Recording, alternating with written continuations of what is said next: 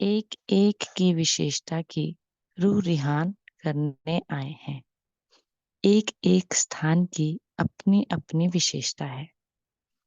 कहाँ संख्या ज्यादा है और कहाँ संख्या कम होते भी अमूल्य रत्न, विशेष रत्न थोड़े चुने हुए होते हुए भी अपना बहुत अच्छा पाठ बजा रहे हैं। ऐसे बच्चों के उमंग उत्साह को देख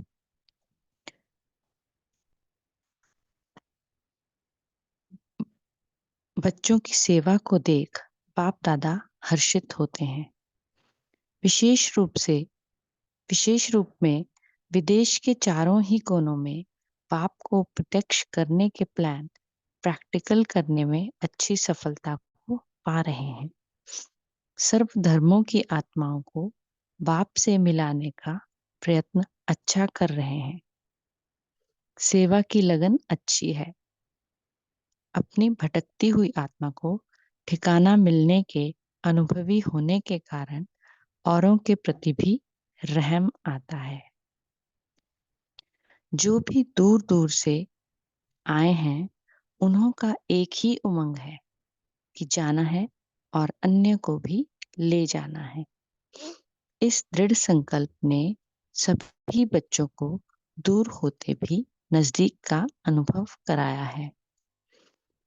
इसलिए सदा अपने को बाप दादा के वर्षे के अधिकारी आत्मा समझ चल रहे हैं। कभी भी किसी व्यर्थ संकल्प के आधार पर अपने को हलचल में नहीं लाओ। कल्प कल्प के पात्र हो। अच्छा, आज तो पार्टियों से मिलना है। पहला नंबर मिलने का चांस अमेरिका पार्टी को मिला है। तो अमेरिका वाले सभी मिलकर सेवा में सबसे नंबर 1 कमाल भी तो दिखाएंगे ना। अभी बाप दादा देखेंगे कि सेवा में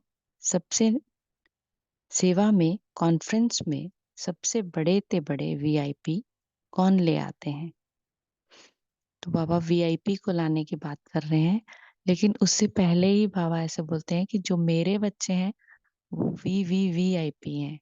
जो हम बच्चे हैं वो ही सबसे इम्पोर्टेंट है बाबा के लिए। लेकिन वीआईपी की क्या होते हैं, उनको लगता है कोई बड़ा प्रोग्राम हो तब हमको बुलाया जाए तो ही उनको सम्मानित फील होता है। तो उनका मन रखने के लिए बाबा ऐसा बोलते हैं कि वीआईपी को बुलाओ। लेकिन बाबा के लिए तो हम ही वीआईपी हैं।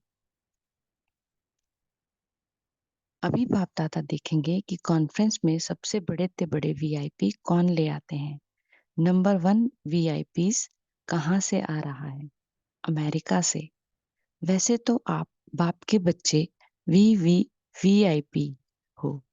आप सबसे बड़ा तो कोई भी नहीं है, लेकिन जो इस दुनिया के वीआईपी हैं उन आत्माओं को भी संदेश देने का यह चांस है। इन्हों का भाग्य बनाने के लिए यह पुरुषार्थ करना पड़ता है, क्योंकि वे तो अपने को इस पुरानी दुनिया के बड़े समझते हैं। तो छोटे छोटे कोई प्रोग्राम में आना वह अपना रिगार्ड नहीं समझते। इसलिए बड़े प्रोग्राम में बड़ों को बुलाने का चांस है। वैसे तो बाप दादा बच्चों से ही मिलते और रूह रिहान करते। विशेष आते भी बच्चों के लिए ही हैं। फिर ऐसे ऐसे लोगों का भी उल्हना न रह जाए कि हमें हमारे योग्य निमंत्रण नहीं मिला। इस उल्हाने को पूरा करने के लिए यह सब प्रोग्राम रचे जाते हैं। बाप दादा को तो बच्चों से प्रीत है और बच्चों को बाप दादा से प्रीत है। अच्छा, सभी डबल विदेशी तन से और मन से संतुष्ट हो। थोड़ा भी किसको कोई संकल्प तो नहीं है। कोई तन की व मन की प्रॉब्लम है। शरीर बीमार हो, लेकिन शरीर की बीमारी से मन डिस्टर्ब ना हो। सदैव खुशी में नाचते रहो तो शरीर भी ठीक हो जाएगा। मन की खुशी से शरीर को भी चलाओ तो दोनों एक्सरसाइज हो जाएंगी। खुशी है दुआ और एक्सरसाइज है दवाई। तो वैसे भी लौकिक में भी कहते हैं कोई बीमार है तो दुआ और दवा दोनों करनी पड़ती है। तो बाबा ने आज बता दिया हमको कि खुशी है दुआ और एक्सरसाइज है दवाई। मन की एक्सरसाइज की बात कर रहे हैं बाबा। तो दुआ और दवाई दोनों होने से सहज हो जाएगा। एक बच्चे ने कहा रात्रि को नींद नहीं आती है। सोने के पहले योग में बैठो तो फिर नींद आ जाएगी।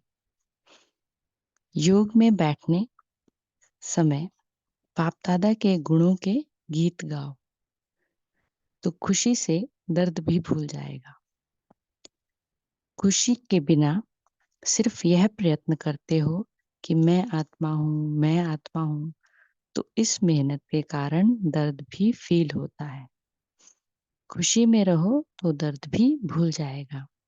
तो जब शरीर में दर्द होता है ना तो अशरीरी नहीं बन पाते हैं, इसलिए वो दर्द फील होता है। और जैसे हम खुशी में रहें और बाबा से मिलन मनाने लगे, मन की बातें करें, तो फिर ये दर्द फील नहीं होता। उस समय अशरीरी होना इस तरह से आसान हो जाता है। कोई भी बात में किसको भी कोई क्वेश्चन हो या छोटी सी बात में कब कंफ्यूज भी जल्दी हो जाते हो, तो वह छोटी छोटी बातें फौरन स्पष्ट करके आगे चलते चलो। ज्यादा सोचने के अभ्यासी नहीं बनो। जो भी सोच आए उसको वहीं खत्म करो। एक सोच के पीछे अनेक सोच चलने से फिर स्थिति और शरीर दोनों पर असर आता है। तो ये ओवर थिंकिंग की बात है। पर ओवर थिंकिंग ना हम नेगेटिव चीजों की ना करें। ओवर थिंकिंग करनी हो ना तो सतयुग में चले जाए, और सतयुग के बारे में जितनी ओवर थिंकिंग करनी है करके देखें तो कितनी खुशी होगी, और सब जो शरीर का भान है वो भी निकल जाएगा। इसलिए डबल विदेशी बच्चों को सोचने की बात पर डबल अटेंशन देना चाहिए, क्योंकि अकेले रहकर सोचने के नेचुरल अभ्यासी हो तो वह अभ्यास जो पड़ा हुआ है, इसलिए यहाँ भी छोटी छोटी बात पर ज्यादा सोचते। तो सोचने में टाइम वेस्ट जाता और खुशी भी गायब हो जाती और शरीर पर असर भी आता है। उसके कारण फिर सोच चलता है। इसलिए तन और मन दोनों को सदा खुश रखने के लिए सोचो कम। अगर सोचना ही है तो ज्ञान रत्नों को सोचो। देखो बाबा ने भी बोल दिया, सोचना है तो ज्ञान रत्नों को सोचो। अपने 5 स्वरूपों का अभ्यास करो। व्यर्थ संकल्प की भेंट में समर्थ संकल्प हर बात का होता है। मानो अपनी स्थिति व योग के लिए व्यर्थ संकल्प चलता है कि मेरा पाठ है तो इतना दिखाई नहीं देता, योग लगता नहीं, अशरीरी होते नहीं। यह है व्यर्थ संकल्प। उनकी भेंट में समर्थ संकल्प करो। यह याद तो मेरा स्वधर्म है। बच्चे का धर्म ही है बाप को याद करना। अभी 2-3 दिन पहले साकार मुरली में बाबा ने कहा था हमारा स्वधर्म शांति है, और आज कहा है याद तो मेरा स्वधर्म है। तो मतलब शांति ही मेरा स्वधर्म है और शांति ही याद है। बच्चे का धर्म ही है बाप को याद करना। क्यों नहीं होगा? जरूर होगा। मैं योगी नहीं तो और कौन बनेगा? मैं ही कल्प कल्प का सहज योगी हूँ। तो व्यर्थ के बजाय इस प्रकार के समर्थ संकल्प चलाओ। मेरा शरीर नहीं चल सकता, यह व्यर्थ संकल्प नहीं चलाओ। इसके बजाय समर्थ संकल्प यह है कि इसी अंतिम जन्म में बाप ने हमको अपना बनाया है। कमाल है बलिहारी इस अंतिम शरीर की, जो इस पुराने शरीर द्वारा जन्म जन्म का वर्षा ले लिया। तो बाबा ने कितना पॉजिटिव संकल्प दे दिया कि हमारा ये जो पुराना शरीर है यही सबसे इम्पोर्टेंट है। मुझे भी ऐसा लगता है कि इस पुराने शरीर में ही हमको बाबा मिला है, देखो। और हमको 83 जन्म में बाबा नहीं मिला, सिर्फ इस पुराने शरीर में ही मिला है। तो यही सबसे इम्पोर्टेंट है। तो इसका हम थैंक्स भी करते हैं ना, तो भी ये ठीक हो जाता है धीरे धीरे। कमाल है बलिहारी इस अंतिम शरीर की, जो इस पुराने शरीर द्वारा जन्म जन्म का वर्षा ले लिया। दिल शिकस्त के संकल्प नहीं करो, लेकिन खुशी के संकल्प करो। वाह मेरा पुराना शरीर, जिसने बाप से मिलाने के निमित्त बनाया। वाह वाह कर चलाओ, जैसे घोड़े को प्यार से हाथ से चलाते हैं तो घोड़ा बहुत अच्छा चलता है। अगर घोड़े को बार बार चाबुक लगाएंगे तो और ही तंग करेगा। यह शरीर भी आपका है। इनको बार बार ऐसे नहीं कहो कि यह पुराना बेकार शरीर है। यह कहना जैसे चाबुक लगाते हो।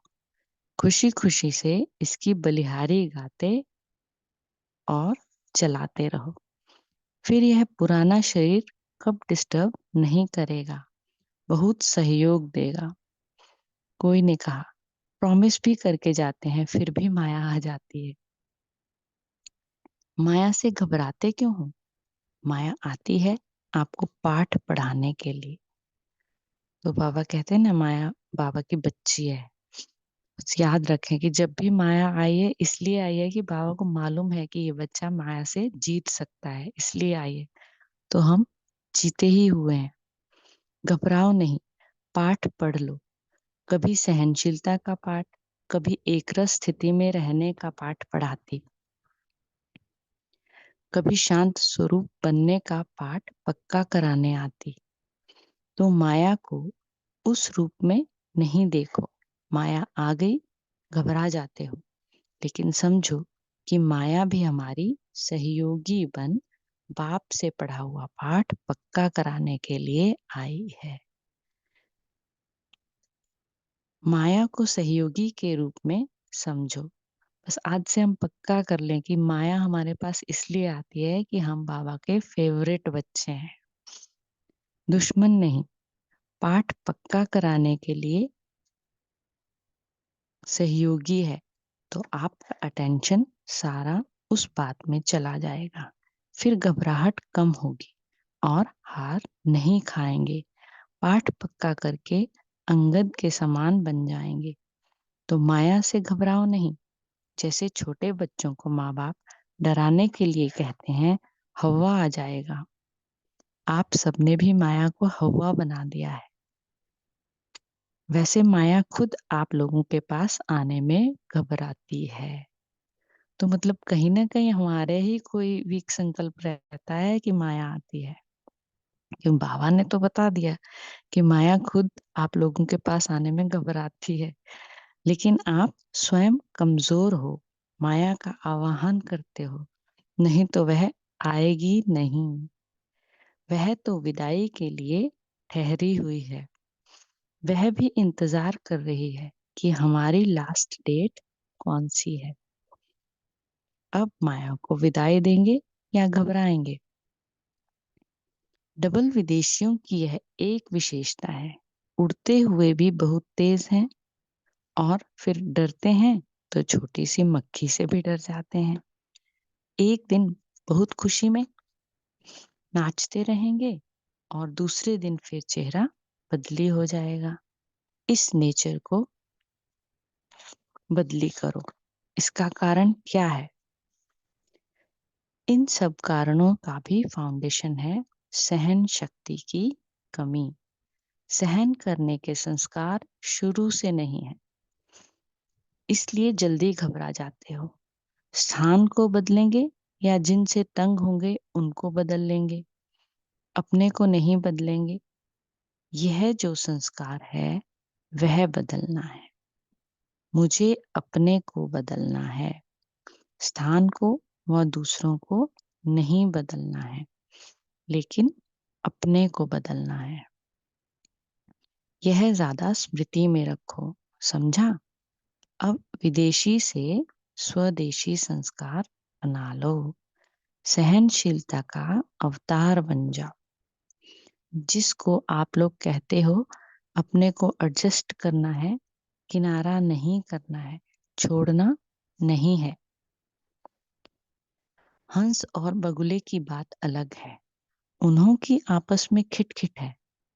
वह भी जहां तक हो सके उसके प्रति शुभ भावना से ट्रायल करना अपना फर्ज है।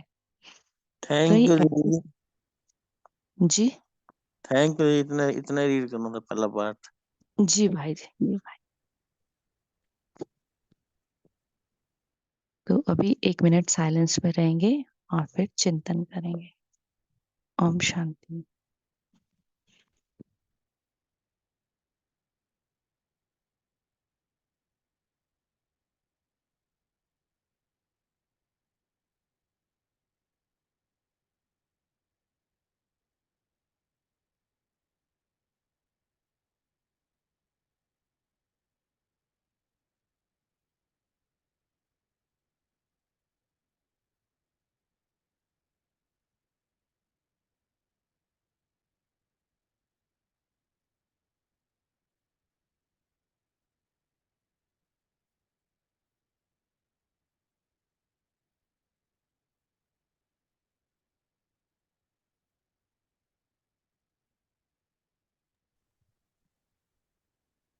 ओम शांति।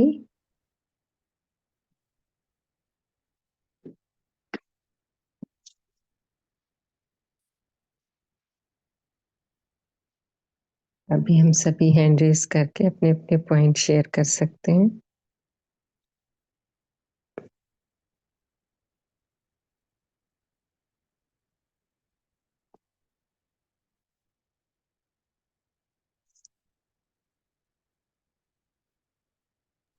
ओम शांति जी। गुड मॉर्निंग सभी को।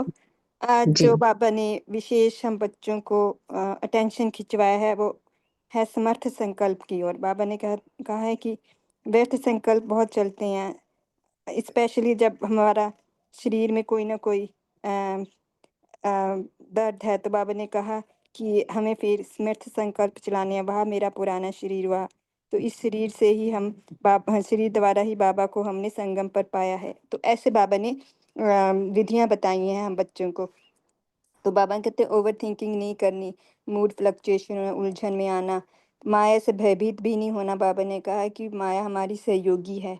तो बाबा हम बच्चों को हमारी हमारी माया पर हमने कितनी जीत पाई है, तो हमको सहयोग देने आती है, हमें आगे बढ़ाने के लिए आती है। तो ये बाबा ने आज कई बातों के ऊपर ध्यान खिंचवाया है। और हमारा स्वधर्म क्या है ये भी बाबा ने बताया है कि हमारा स्वधर्म है याद। ओम शांति जी। जी हाँ जी, thank you sister. Ravideep sister आप शेयर करें। हाँ जी। ओम शांति। गुड मॉर्निंग सभी को।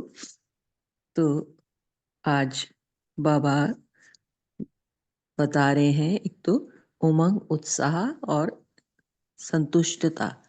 संतुष्टता रहे तन से भी और मन से भी। कोई बीमारी तकलीफ है उस पे भी हम, मन अगर खुश रहेगा, बाप के गुणों के गीत गाते रहें, सुनते रहें, तो मन खुश, तो तब तन भी उस दर्द से दूर फील करेगा, वो दर्द फील नहीं होगा। और फिर बाबा ओवर थिंकिंग की बात बताते हैं कि किसी भी व्यर्थ बात को ओवर थिंकिंग नहीं करते रहना है। अगर ओवर थिंकिंग करनी है तो ज्ञान रत्नों की, बाबा के गुणों की, सतयुग की, 5 स्वरूपों की, तो ये थिंकिंग चलती रहे। और जो मेरा स्वधर्म है, बाप को याद करना और खुद को स्वमानों से भरना कि मैं ही कल्प कल्प की सहज योगी हूँ। बाप ने मुझे अपना बनाया है, अपना सहयोगी बनाया है। ये नशा रहे कि मैं बाप की चुनी हुई आत्मा हूँ, बाप ने मुझे अपने कार्य में सहयोगी बनाया है। स्व परिवर्तन से विश्व परिवर्तन करना है। और फिर बाबा ने कहा कि सहनशीलता, मुझे खुद को बदलना है, ना कि स्थान को और ना ही दूसरे को बदलने का प्रयत्न करना है। खुद को बदलना है, एडजस्टमेंट करनी है और एक्सेप्टेंस की शक्ति बढ़ानी है। खुद को कंट्रोल करना ज़्यादा इजी है बल्कि ना कि दूसरे को कंट्रोल करना। ओम शांति। जी thank you sister. Namita sister आप शेयर करें।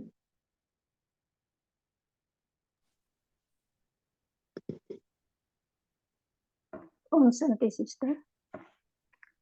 आज बाबा ने कहा कि कोई भी बात लेकर किसके लिए मन में कोई क्वेश्चन आए तो तुरंत बाबा को बताना है। तो कोई व्यर्थ संकल्प भी मन में आया तो बाबा को भी पहले बताना है। बाबा को बताने से मन में जो कॉन्फ्यूज होता है वो कॉन्फ्यूज नहीं होती है, क्योंकि बाबा को दे देना माना मन में जो हलचल होता है वो समाप्त हो जाएगा। उस समय बाबा याद आए तो बाबा भी स्पष्ट कराएगा क्या करना है। हम बाबा भी हमको समर्थ बनाएगा, तो समर्थ संकल्प में भी हमको समर्थ बनाएगा। तो ज्यादा सोचने से एक सोच के कनेक्शन दूसरी सोच भी मन में आएगी, तो ज्यादातर व्यर्थ संकल्प भी आएगा, तो मन के साथ साथ शरीर के ऊपर भी प्रभाव पड़ता है। तो आंतरिक हमारा जो आंतरिक शक्ति भी कम होता है, फिर स्थिति भी डगमग होता है। इसलिए कोई भी बात या परिस्थिति पर मन में कोई सोच आए तो उसी बात को बाबा का सुनाना है और उसी समय बाबा का गुण मन में चिंतन करना है। व्यर्थ में फुल स्टॉप लगाकर आगे बढ़ना है। बाबा ने एक मुरली में कहा कि कोई भी बात आए तो उसको छोटा करना है, माना खत्म करना। व्यर्थ संकल्प, व्यर्थ को खत्म करना है और आगे बढ़ना है। ओम शांति। जी थैंक यू सिस्टर। और भी भाई बहन शेयर कर सकते हैं, बहुत अच्छे अच्छे पॉइंट हैं। हाँ जयंत जी आप शेयर करें। ओम शांति। आज बाबा ने पुराने शरीर के बारे में और बाबा के बच्चे के बारे में विस्तार से अलग दृष्टिकोण से बोला है। बाबा का ऐसा कहना है कि बाबा का ऐसा कहना है कि बाबा के बच्चे हैं बड़े भाग्यवान हैं। भाग्यवान इसलिए है कि ये तन में उन्हें बाबा मिला है, करके पुराना शरीर भी भाग्यशाली है, ये तन में हमें बाबा मिले हैं। और दूसरी बात, बाबा का ऐसा कहना है कि बाबा के बच्चे बन गए, बाबा ने हमको चुन लिया करके हम बाबा के बच्चे हो गए, और इसलिए माया बाबा के बच्चे के पास आने के लिए घबराती है। इसलिए बाबा के बच्चों ने माया से घबराना नहीं, लेकिन माया ही घबराएगी और बाबा के बच्चे से दूर हो जाएगी। ओम शांति। जी थैंक यू भाई जी। अरुणा सिस्टर आप शेयर करें। ओम शांति। आज बाप दादा कहते हैं, एक सोच के पीछे अनेक सोच चलने से फिर स्थिति और शरीर दोनों पर असर होता है। जब व्यर्थ संकल्प चलता है कि मेरा पार्ट तो इतना दिखाई नहीं देता, योग लगता नहीं, यह है व्यर्थ संकल्प। उनकी भेंट में समर्थ संकल्प करो, बाबा कहते हैं। याद तो मेरा स्वधर्म है। कितने नशे का पॉइंट पापा दे रहे। याद तो मेरा स्वधर्म है, बच्चे का धर्म ही है बाप को याद करना। क्यों नहीं होगा, जरूर होगा। मैं योगी नहीं तो और कौन बनेगा। मैं ही कल्प कल्प का सहयोगी हूँ। तो व्यर्थ के बजाय इस प्रकार समर्थ संकल्प चलाओ तो सहयोगी बन जाएंगे। ओम शांति। जी बहुत अच्छा। कविता सिस्टर आप शेयर करें। ओम शांति दीदी, आवाज आ रही है? जी तो आज बाबा जो हमारे सुप्रीम सर्जन, रूहानी सर्जन है, रूहानी डॉक्टर है, कितने अच्छे से बाबा ने एक्सप्लेन किया। क्योंकि जब शारीरिक बीमारी, क्योंकि पहले तो जब शरीर, क्योंकि जो आत्मा है उसका ज्यादा जो अटैचमेंट होता है शरीर से ही होता है। तो शरीर में रहते हुए कुछ भी अगर जब शरीर का कुछ प्रॉब्लम रहता है तो उसका असर मन पे आता है। तो कितना ब्यूटीफुली बाबा ने पूरी मुरली में एक्सप्लेन किया कि किस तरीके से मन को, जैसे कि पहले तो समर्थ संकल्प दें। और बहुत ब्यूटीफुली बाबा ने कहा कि मन में जो भी आता है ना, तो वहां से, जैसे हम कहते हैं लौकिक में भी, दुआ और दवा काम आएगी। तो बाबा ने कहा मन की खुशी ही क्या है, दुआ है। और जो एक्सरसाइज है वो है दवा।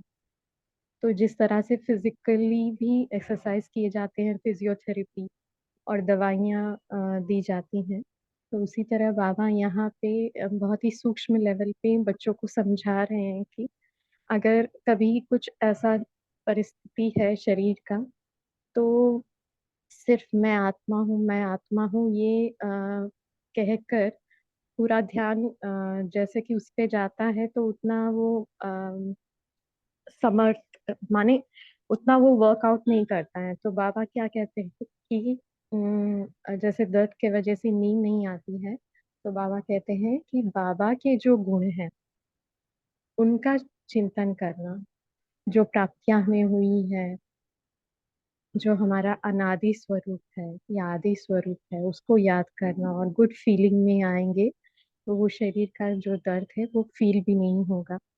और साथ में बाबा ने कहा कि माया के तो संकल्प आएंगे ही आएंगे।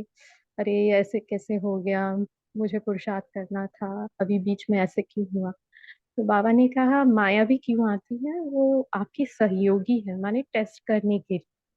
उसे अपना दुश्मन मत समझो। और जब माया आती है तो 3 टेस्ट होते हैं हमारे।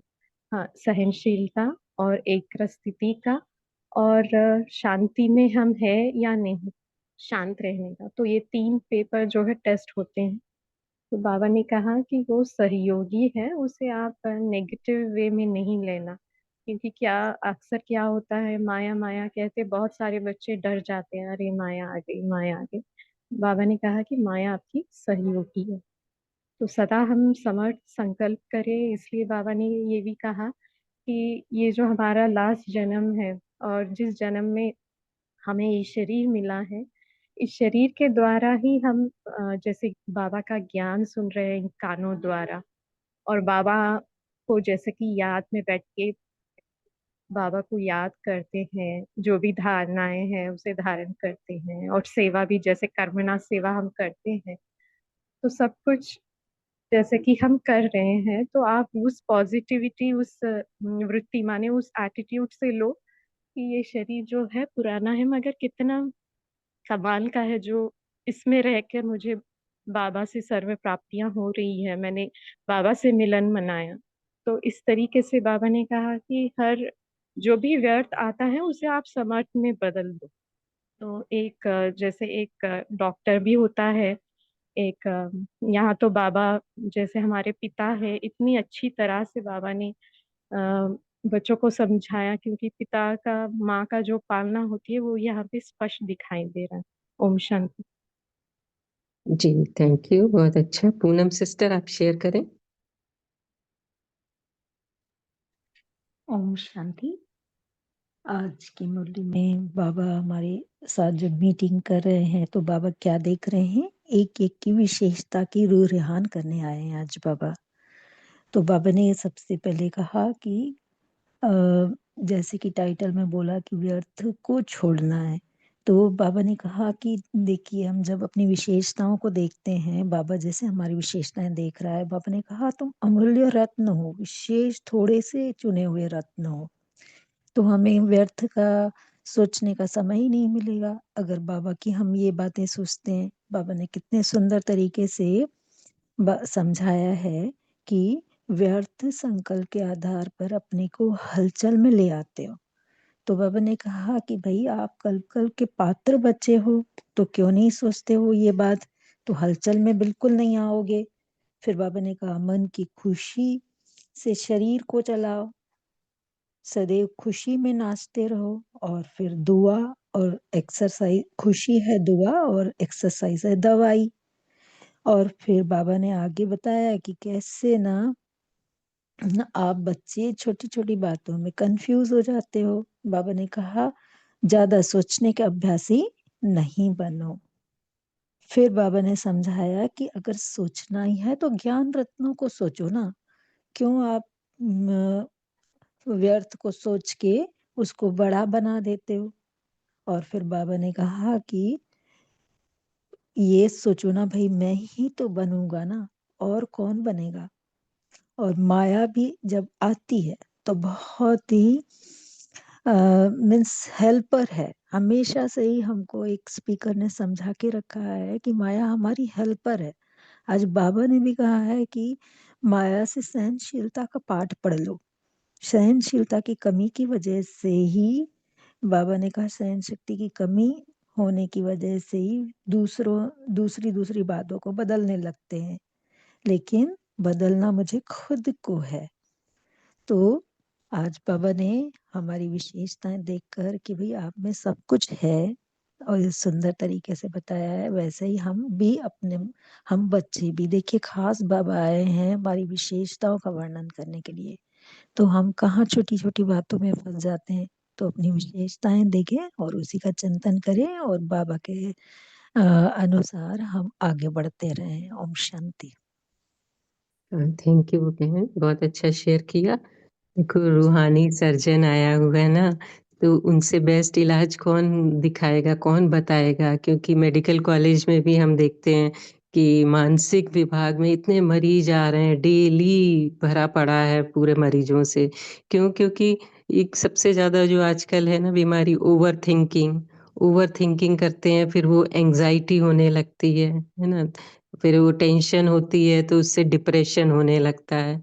तो डिप्रेशन से ही, क्योंकि जब वो निगेटिव थिंकिंग करेंगे तो फिर शरीर से निगेटिव हार्मोन रिलीज होते हैं, निकलते हैं, तो उससे बॉडी की जो हीलिंग की शक्ति है वो खत्म होने लगती है। तो अगर हम पॉजिटिव सोचेंगे तो हैप्पी हार्मोन जो खुशी वाले, तो उससे बॉडी में सिक्रीशन हैप्पी होगा, तो जब उससे फिर बॉडी की हीलिंग होगी। इसीलिए बाबा कहते हैं कि खुश रहना है, क्योंकि दवा और दुआ दोनों काम करते हैं ट्रीटमेंट में। तो खुशी है दुआ और एक्सरसाइज है दवाई। तो इसलिए बाबा कहते हैं कि ओवर थिंकिंग ना बनो। बाबा ने कितना अच्छा बताया कि अगर व्यर्थ संकल्प आए, है ना, एक तरफ आप व्यर्थ संकल्प लिखो और उसी का समर्थ संकल्प लिखो। कितनी सुंदर तरीके से बाबा ने कहा कि जैसे व्यर्थ संकल्प, क्योंकि कभी जब शरीर बीमार होता है तो व्यर्थ संकल्प ज्यादा आते हैं, तो क्या होगा कि पता नहीं मैं कर पाऊंगा कि नहीं, मेरा तो योग ही नहीं लगता, है ना, तो अशरीरी स्थिति कैसे होगी। इसकी बजाय बाबा ने क्या कहा, समर्थ संकल्प करो कि याद तो मेरा स्वधर्म है, बच्चों का धर्म ही है बाप को याद करना। क्यों नहीं होगा, जरूर होगा। मैं योगी नहीं तो कौन बनेगा, मैं ही कल्प कल्प का सहज योगी हूँ। इसी अंतिम जन्म में बाप ने हमको अपना बनाया है। कमाल है बलिहारी इस अंतिम शरीर की, जो इस पुराने शरीर द्वारा जन्म जन्म का वर्षा ले लिया। वह मेरा पुराना शरीर जिसने बाप से मिलाने के निमित्त बनाया। तो व्यर्थ का उसको एंटीडोट जैसे देते हैं ना, कि उसको समर्थ में करो, तो धीरे धीरे इससे क्या होगा कि वो, क्योंकि एक बार व्यर्थ में चले गए तो वो अंदर ही डूबते जाते हैं। तो इसलिए समर्थ संकल्प चलाना है, इससे जो इसलिए तो अंदर से बाबा ने खुशी कहा होगी। ना, अपनी जी विशेषताओं को देखो। जी, भोपाल भाई जी आप शेयर कर सकते हैं। ओम शांति। आज जैसा भी आप सिस्टर शेयर कर रहे हैं, बाबा की ऐसी मुरली लग रही है कि बच्चों को संकल्प भी क्या चलाना है वो भी बाबा बहुत बिल्कुल सहज रीति से समझा रहे हैं।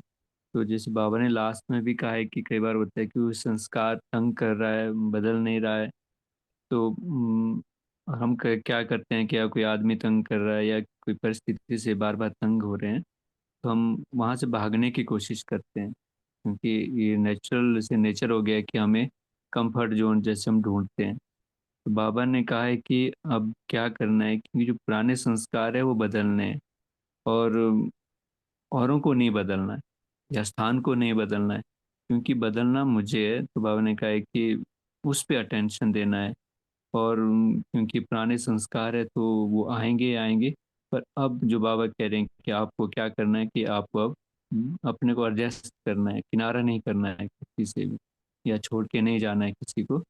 तो इसके ऊपर बाबा आज हमें विशेष अटेंशन दिला रहे हैं। ओम शांति। हाँ जी, बहुत अच्छा।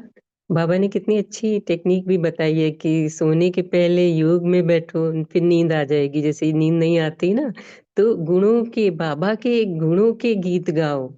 गुणों के गीत, अब जैसे परमात्मा के, उनके भी हम जो 36 है ना, वो जो कोर्स में जब हम लोग उसमें कि गुणों का भंडार है, वो दिव्य दृष्टि विधाता है, ज्ञान का सागर है, वो शक्तियों का सागर, सर्वशक्तिवान है, बिंदु रूप ज्योति स्वरूप है, सुख दुख से न्यारे हैं, शांति के दाता हैं, दिव्य बुद्धि के दाता हैं, पतित पावन है ना, सबके सुख के दाता हैं, नर से श्री नारायण बनाने वाले हैं, पत्थर बुद्धि वालों को पारस बुद्धि बनाने वाले हैं, है ना, शांति के सागर हैं, ब्रह्मा विष्णु शंकर के भी रचयिता त्रिमूर्ति हैं, जीवन नैया को पार ले जाने वाले हैं। वो हमारे परम पिता, परम शिक्षक, सदगुरु हैं ना, अकाल मूरत, मुक्ति, जीवन मुक्ति के दाता, दुख हरता, सुख करता है, मनुष्य सृष्टि रूपी वृक्ष के बीज रूप हैं, कर्मों की गति को जानने वाले हैं, है ना। तो इस तरह हम कितना ज्यादा मुरली का एक अव्यक्त मुरली भी पढ़ लें या फिर गीत भी लगा लें। अगर मन नहीं ठीक है तो बाबा के कितने सुंदर सुंदर गीत हैं, तब गीत लगा सकते हैं। गीत लगा के मन को अपना एलिवेट करें कि मन खुशी में आ जाता है। फिर बाबा कहते हैं खुशी में डांस भी कर लो। अगर पढ़ने का नहीं उस समय मन थोड़ा डाउन होता है ना, तो फिर गीत लगा के हम अपने मन को अच्छा कर सकते हैं। या फिर पोस्टर भी बनाएं, कोई भी जैसे ड्राइंग कर लें, कोई कविता लिख लें, वाह मेरा पुराना शरीर, है ना। तो इससे बहुत ज्यादा है ना हमको शक्ति मिलेगी। तो अभी लास्ट पॉइंट सावित्री सिस्टर आप जल्दी से हाँ शेयर करें, क्योंकि अभी समय भी हो रहा है। हाँ, तो बाबा ने जैसे यहाँ अमूल्य रतन विशेषता बताई, जो बाबा ने अमूल्य रतन हो, तो अगर हम सारा समय ज्ञान रत्नों से खेलने में ही, ज्ञान खजाने को देखने में ही, सुमरन करने में बुद्धि को बिजी रखते हैं, तो व्यर्थ संकल्प आ नहीं सकते। उसको हमें समर्थ में बदलने की ताकत बाबा देता रहता है। ओम शांति। हाँ, थैंक यू, सभी ने बहुत अच्छा शेयर किया, तो थैंक यू सभी का। तो निपुण सिस्टर आप कंटिन्यू करेंगे? हाँ जी दीदी। तो पहले पोल लॉन्च करेंगे दीदी, उसके बाद होमवर्क देते हैं। जी।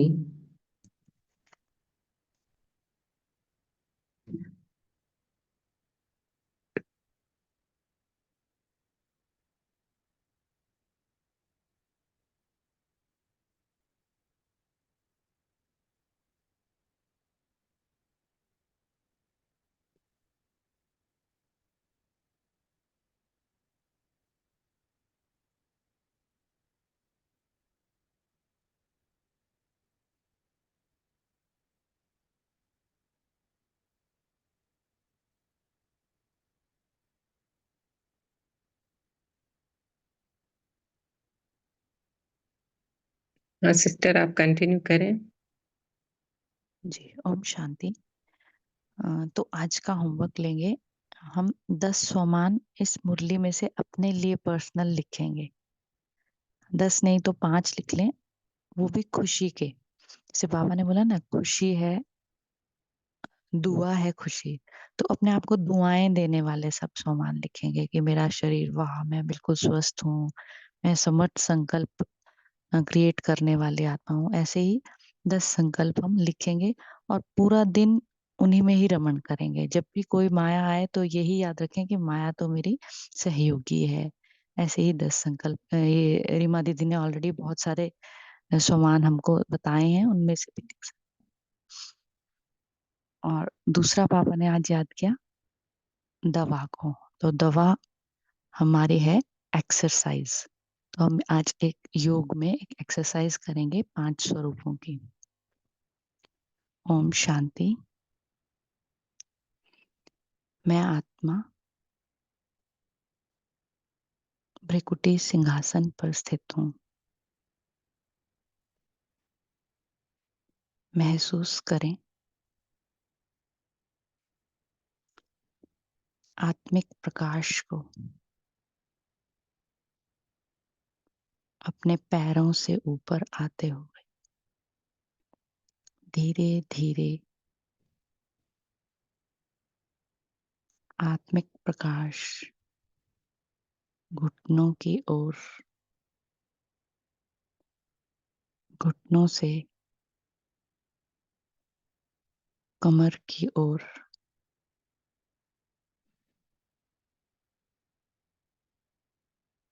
कमर से कंधों की ओर बढ़ रहा है। अपने हाथों से इस आत्मिक प्रकाश को ऊपर की ओर आता हुआ महसूस करें।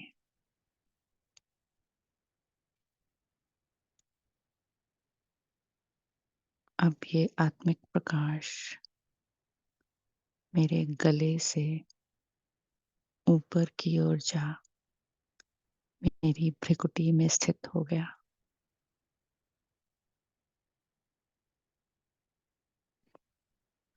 इस भ्रिकुटी सिंहासन को छोड़कर धीरे से मैं आत्मा पहुंच जाती हूँ परम धाम में। ये है मेरा पहला स्वरूप, अनादि स्वरूप। शिव बाबा मुझे 36 गुणों की माला पहना रहे हैं।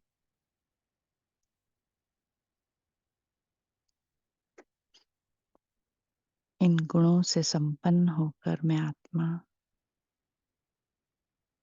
अवतरित होती हूँ अपने पहले जन्म में। आदि स्वरूप स्थित हूँ राज सिंहासन पर।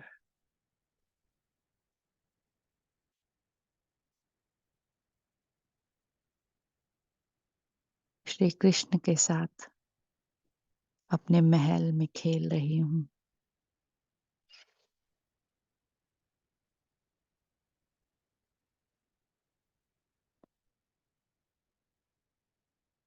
अब मैं आत्मा अपने पूज्य स्वरूप में खड़ी हूँ एक मंदिर में।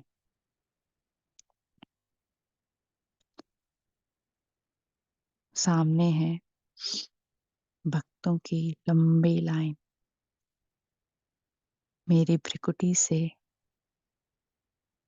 प्रकाश निकलकर भक्तों की शुभकामनाओं को पूर्ण कर रहा है। मेरी जय जयकार हो रही है।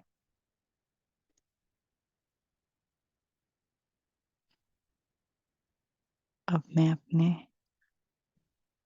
ब्राह्मण स्वरूप में आ जाती हूँ। श्रीमत पर चलने वाली मैं ब्राह्मण आत्मा अमृत वेले से रात्रि योग तक एक भी संकल्प बिना श्रीमत के नहीं चलाती और खुशी का डांस हर पल करती हूँ।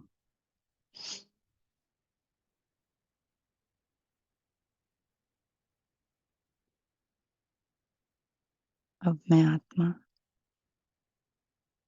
फरिश्ता स्वरूप में सूक्ष्म वतन में अव्यक्त फरिश्ता ब्रह्मा बाबा के सामने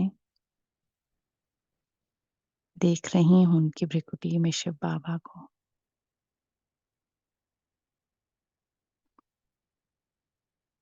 यहाँ से दुआएं भेज रही हूँ संपूर्ण सृष्टि को। हर एक आत्मा इन दुआओं को रिसीव कर रही है।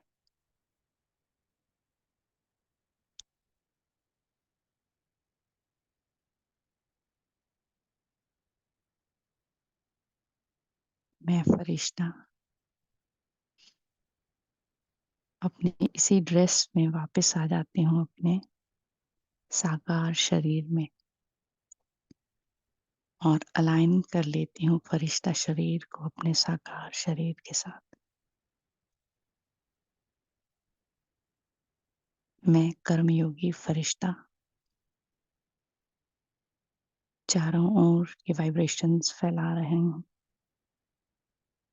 और पूरा दिन इस स्थिति में रहकर कर्म करूंगी।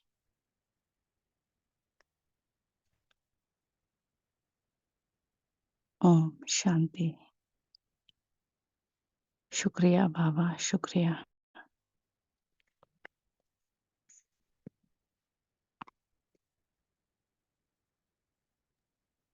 ओम शांति सभी को। ओम शांति। Good morning.